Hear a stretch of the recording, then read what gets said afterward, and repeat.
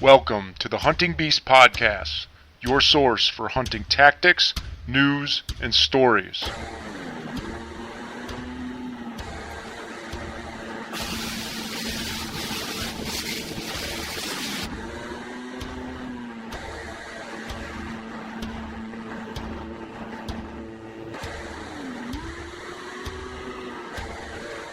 And now your host, Mario Traficante. Before you start getting hardcore as a hunter, to just go out and have fun.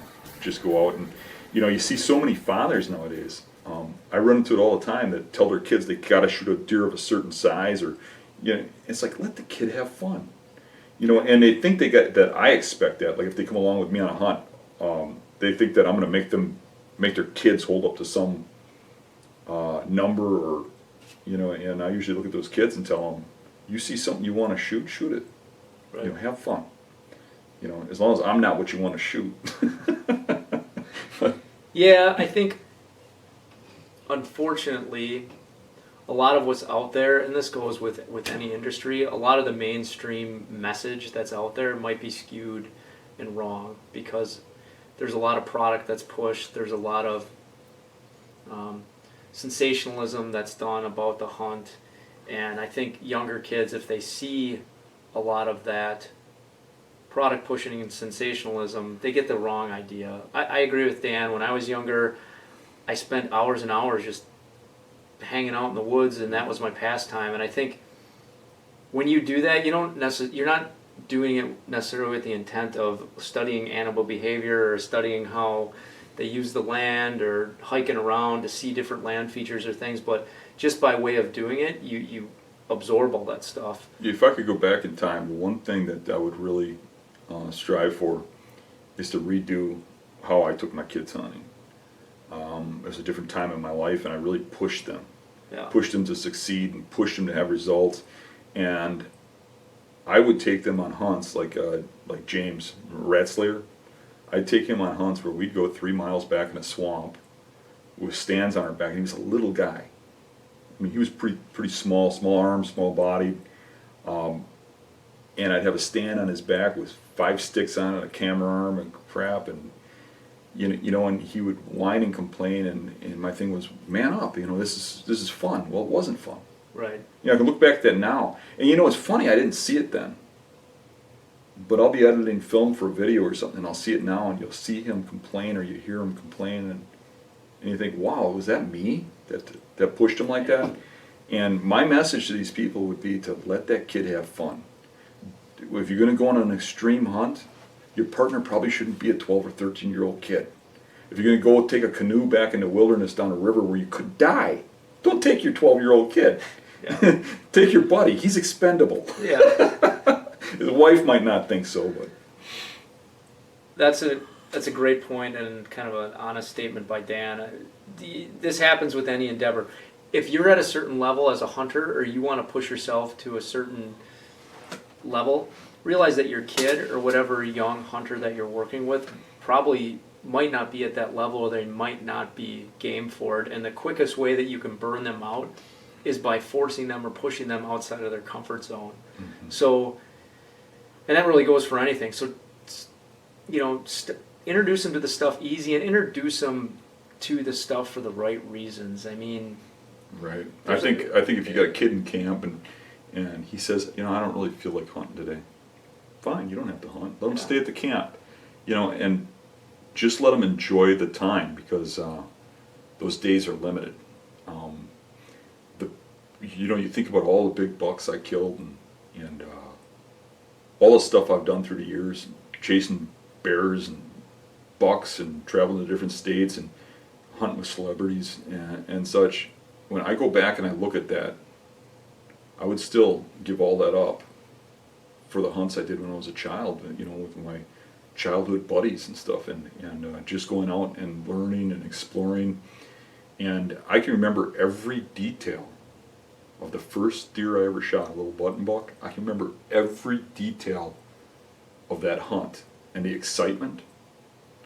There's big bucks I got on the wall. When I look at my mounts, I'm like, when did I shoot that? I can't even remember it. but I can remember the details of those hunts when I was a child because they meant something. Right. Because they were the learning period, the exploring period. Don't take that away from your kids. Let them enjoy the hunt. It's special. Don't taint it. If they don't want to be in your little video thing or your pictures or something, just hold back and let them be them. And there's so much, when you're out hunting, there's so much other stuff to observe. The way that birds pattern through the trees when you're in the woods, the way, I mean, owl movement. I see more owls when I'm out in these swamps than they're going to see raccoons, squirrels, groundhogs, all this other stuff that happens and goes on. And to a kid, where that kind of stuff, honestly, is typically not pushed in our mainstream TV or media. It's like a whole other world, hawks coming in and swooping in on a squirrel, and you'll see a hawk or an owl come into an area that you're in. And it's weird because for 20 minutes, you don't see a squirrel moving. Right. And then all of a sudden he moves out, and then the squirrels come out and they're moving around. So that's kind of stuff, I mean, how nature rotates through and you see that stuff play out. One of my funnest memories is with James, and one of these days I'm going to release a video with this in it. For a few years, like when he was 11, 12, 13, we had a rat problem at my place. When we moved in there, they had farm animals before us. Yeah. And they had rats from the grain and stuff, and there was a lot of rats around the place, and we didn't want to poison and kill everything around the farm, because you poison rats and everything starts dying, the hawks, everything. So we were going to try and just kill them, and Jamie took that on his own as a young boy, as he wanted to hunt rats and be the rat slayer, and that's where he got his name from, the rat slayer. And I remember he shot a rat, and I was proud of him, and it was a big rat, and he was like, I got one, Dad, look, and I said, you know what? For every rat you shoot, I'll buy you a 12-pack of soda. And he goes, really? And I go, yeah. And a few hours later, he calls me outside. He goes, Dad. I go, you get one? He goes, yeah. Takes me down, there's like 20 rats piled up. And he goes, you owe me a 12-pack of soda for every one of those rats. But I got a lot of that on video and how fun it was. And I even joined in with him because that was the mentoring of the kid. That's what he wanted to do. And I joined in, and it was fun. And he wanted to do that more than deer hunting. He wanted to kill those rats and find inventive, destructive ways to kill them. It was a blast, But let those kids grow up. Let them discover. Let them do things on their own. If he wants to go small game hunting instead of deer hunting, they like to succeed. You go small game hunting, you're probably going to get some squirrels. Teach them to eat those squirrels when they shoot them. Teach them to harvest stuff off the land and live off of it. It's a forgotten trait. A lot of people go squirrel hunting now and throw the squirrels in the garbage can when they're done. Right. Which isn't fair to the squirrel or to the kid, because he's no longer going to pass that trade onto his kids. We're a dying breed. And I'm really a dying breed. I mean, I look around me now, and how it's changed now from when I was a child is sad to me. The state of hunting is going down the crapper. You look at how people hunt and why they hunt now, and it just makes me sick. I mean, it's not ethically and morally sound. I mean, you turn on the TV, and these guys are going to lie to you and tell you need to buy a product in order to succeed. We talked about it before the show. I mean, I would sit at the Madison Deer Show with Andre, and all these celebrities that he knew would come and hang out with us, go out to eat with us and stuff, and they all wanted to be sponsored by Andre with his tree stands because they were the best tree stand around. And one major sponsor,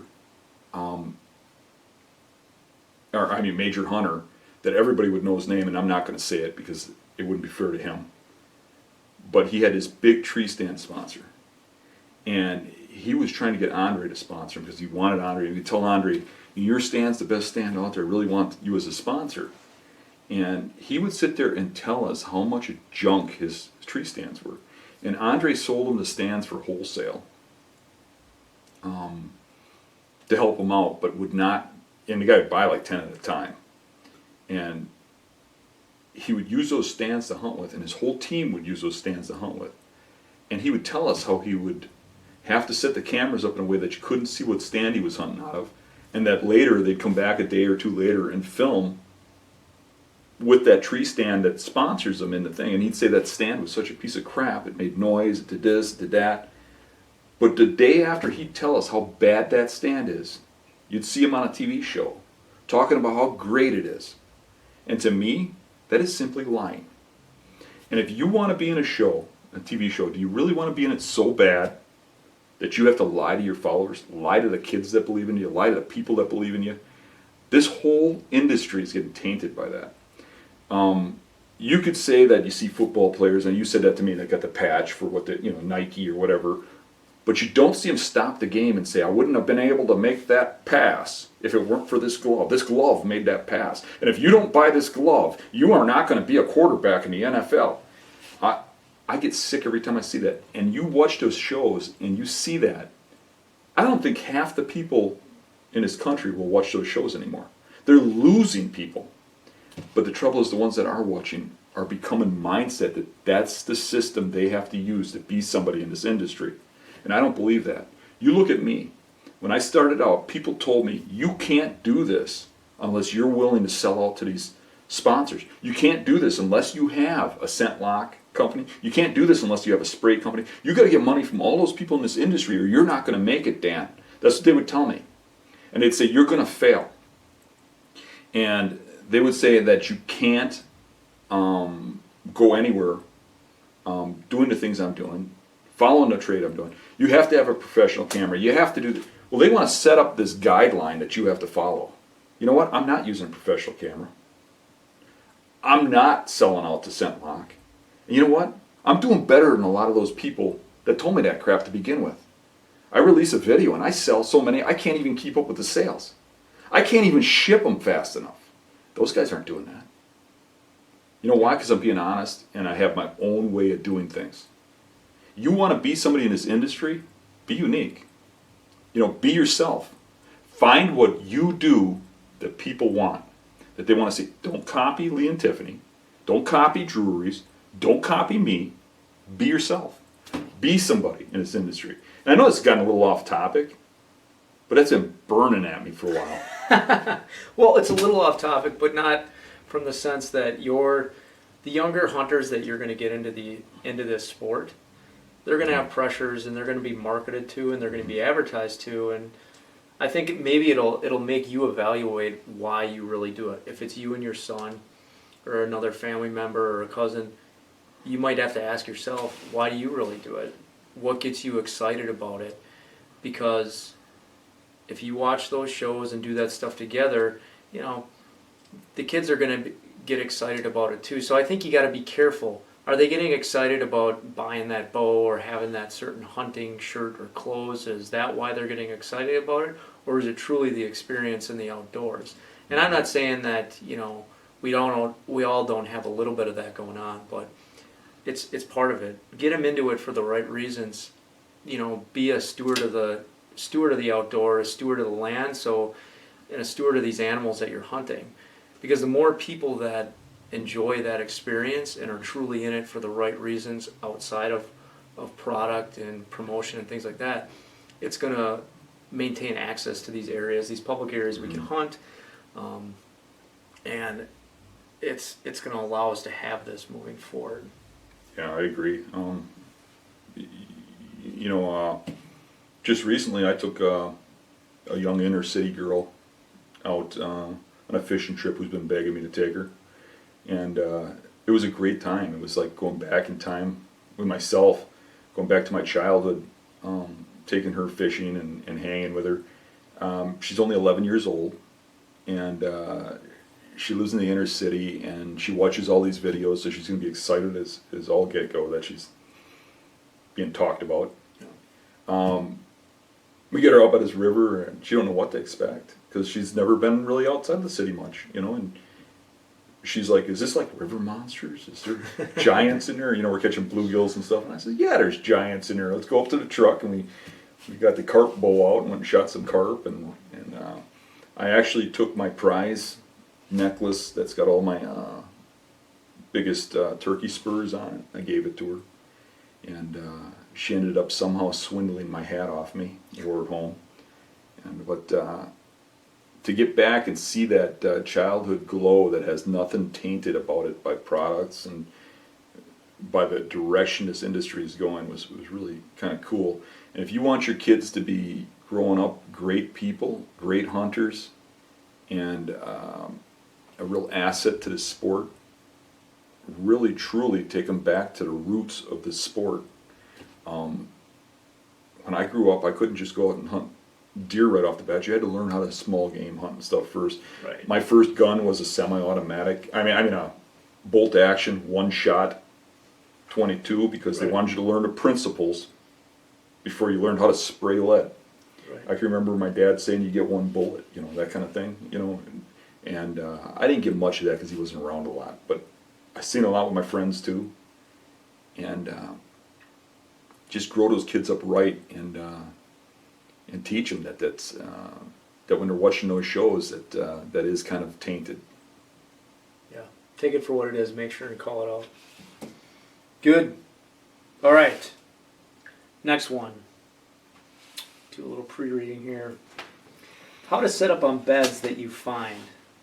So he goes on to say there's a ton of info out there that easily explain how to find beds. So I immediately started finding beds last season. My struggle is, how do I set up on them? How do I hunt them? I'm in Pennsylvania hill country. Where do I set up the stand, etc. for a certain bed? How do I enter? How do I exit? But obviously that can't be easily answered. Also, I get hung up on old bedding. I find a great bed in the winter. By spring, it's no longer used. In spring, no longer used by summer. In summer, fall, etc. So he's finding beds during different periods, and it's a transient buck that's moving on. Well, we should probably break this into a couple questions. Yeah. So I think first of all, maybe just a general, you find a bed. Well, let's talk about Pennsylvania hill country. Yeah. I just ironically just had this conversation with the last people I did a podcast with. Just ironically, the same, pretty much exact question. Here's the deal. You go out in those hills of Pennsylvania. I'm assuming he's hunting hill. Did he say hill country? Because most of the public in Pennsylvania, I think, is hill. Yeah, he called that out specifically. Okay. So that hilly country, they're bedding on the leeward side. We know that. We know they're bedding. They're preferring little knobs or small outcroppings, Right. where they can bed there on any wind. So, draw a little knob here once.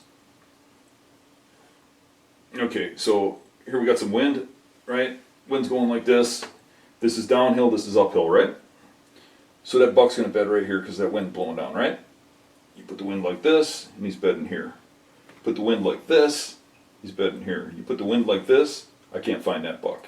Okay, so you get your ideas where they're bedded. Now you got to figure out how to get them.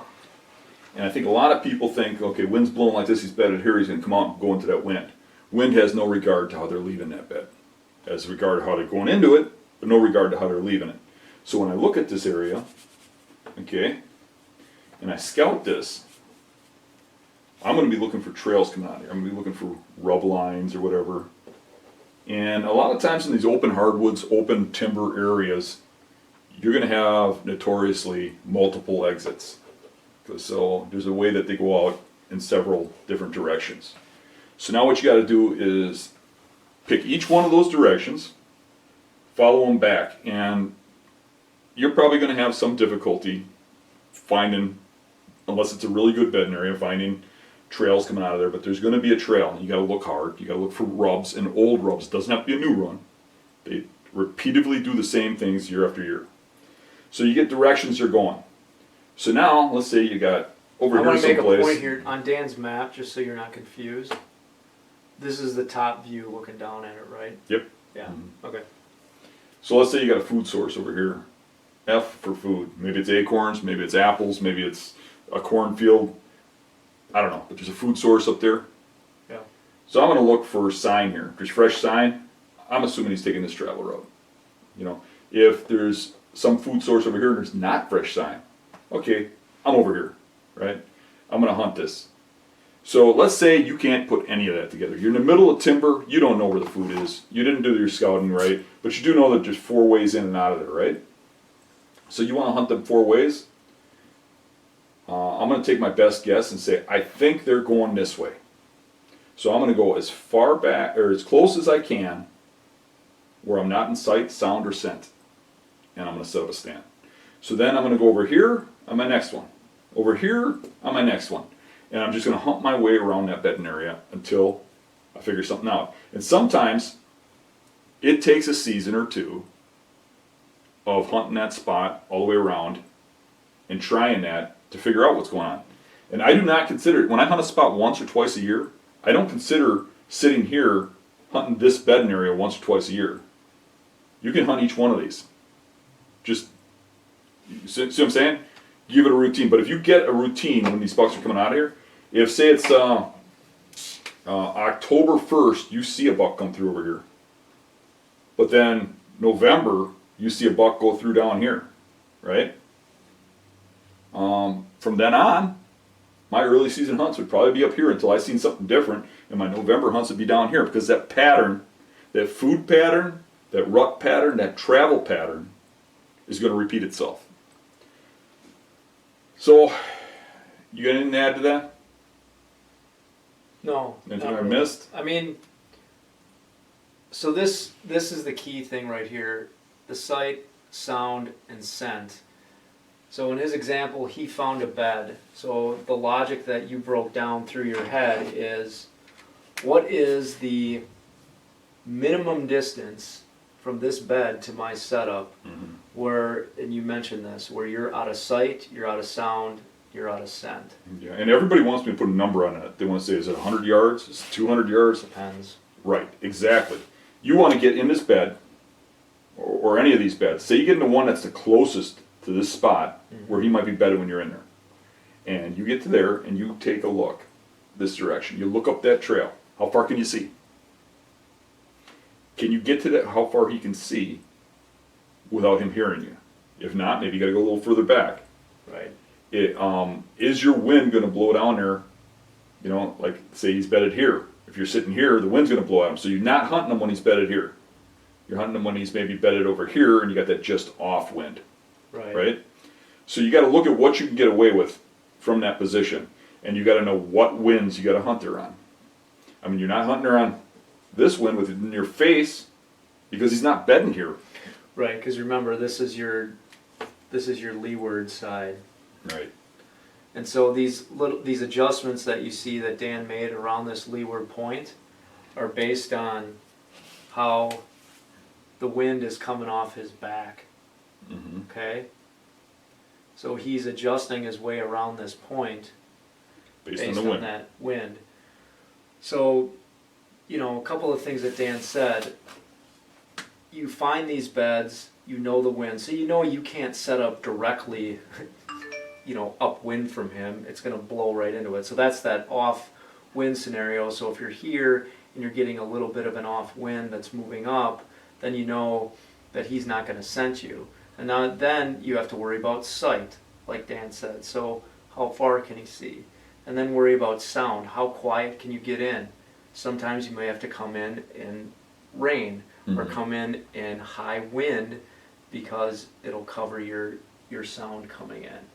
And downhill gets even a little trickier because of thermal rise. Right. So you got to get beyond the thermal that goes up the hill. Right, so if you're setting up like, you know, on this side of it and you're downhill from them and you're close enough, yeah, you're going to get... You got to get past that thermal movement. Yeah, you're going to get thermals that are rising up to them too. And that usually means that when the slope stops and goes flat for a while, you got to go flat for a while or start going up the next hill.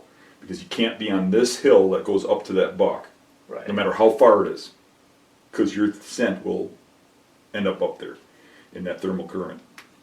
Right, and the hill country bedding talks a lot about this, but it talks, as Dan mentioned, where you're setting up off to the side on these, again, based on wind, but typically it involves walking a large loop around and setting up side on Or side under of and them. over so you don't go upwind of them. Yeah. because they have the advantage of sight One thing I will say though, and scent. if these guys are having a real problem finding sign coming out of those bedding areas, keep searching, because the best, the very best, that's not to say I wouldn't hunt this. You got to hunt what you have. But keep looking, because the very, very best mature buck bedding I have in hill country and in every other terrain, you'll have heavy rub lines and trails coming out of that. If you're not finding that, keep looking. And it might be the type of area you're looking. It might be that you're concentrating on the center of this public land. A lot of the time, the biggest stuff I'm finding is in the overlooked stuff along the roads. Yeah, and maybe we can. I'll have Dan. I'll draw a little picture here, and I'll have Dan talk about it again in this hill country setting. So you've got.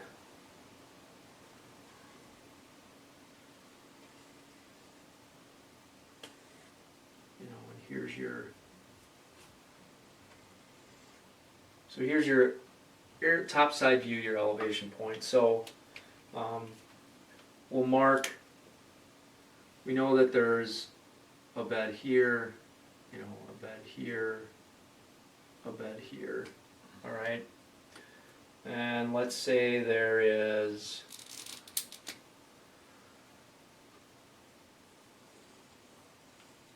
Oh, you got food over here.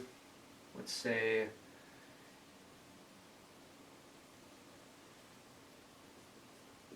there's some doe beds here.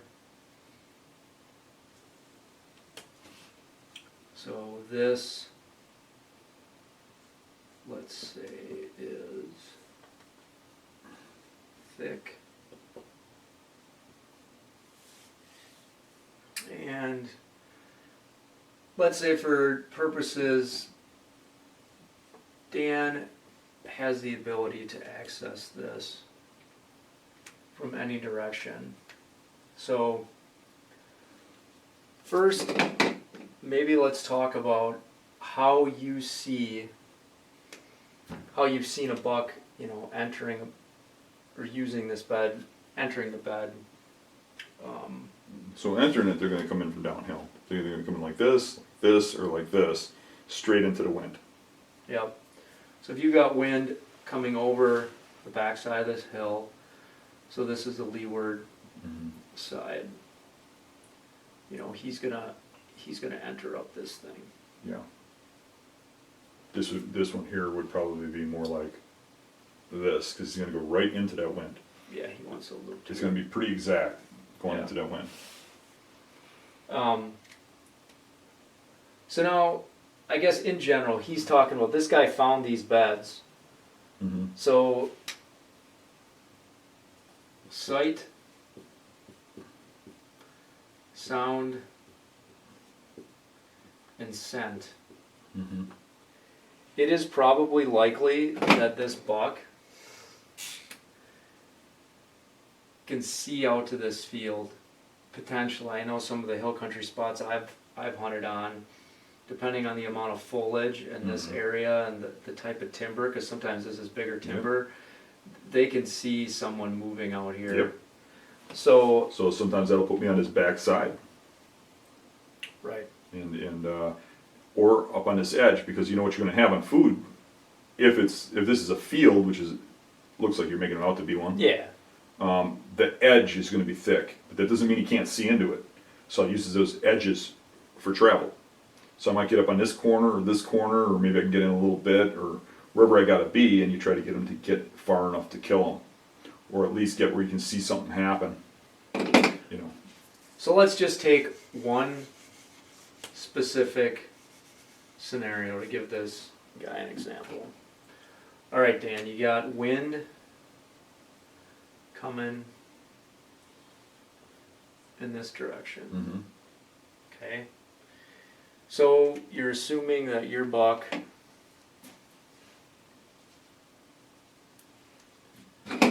he's bedded on that leeward side. Okay. And yeah, let's say it is a earlier season hunt, so you're focusing on food source here, Mm-hmm. and you've got a fair amount of cover Okay. in here. So, Okay, first thing I'm going to do is I'm going to check out this food source. I'm going to walk this edge and see if there's deer coming into it. I'm not wasting a hunt unless I know there's a deer up there. Or at least I can presume that there's probably one up there. So if I find sign in here that there's a good buck using it, yeah, okay, it's worth a hunt. Now, if I've scouted this, I'm going to have sat in that bed in spring around this radius, and I'm going to have looked and seen how far, what the radius is that he can see, you know, and done the whole sight, sound, scent thing from his bed, right? And I'm going to be beyond that radius. So if the trails come out like this, maybe I can't hunt that union, which is where a guy would want to be, because it's too close. I'm going to have to choose one of the two or bring a partner in.